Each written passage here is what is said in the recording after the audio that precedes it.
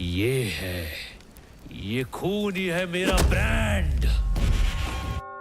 तपाईको ब्रान्ड के हो भन्न सक्नुहुन्छ? एउटा लोगो छ, फेसबुक पेज बनाएको छु, इन्स्टा छ, अलिअलि पोस्ट गर्छु, यही हो मेरो ब्रान्ड, यही भन्नुहुन्छ हैन?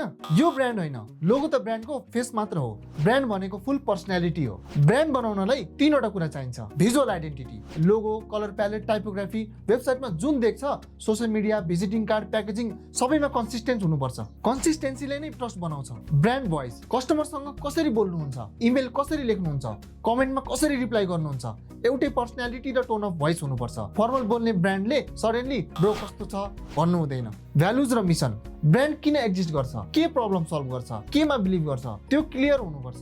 कुनै पर्पज छैन भने त्यो ब्रान्ड होइन। जब यो तीनवटा कुरा अलाइन हुन्छ, भिजुअल, भोइस र भ्यालुज सबैले एउटै कथा भन्छ, तब कस्टमरको माइन्डमा एउटै गट फिलिङ बन्छ, हो त्यो फिलिङ, त्यो हो ब्रान्ड।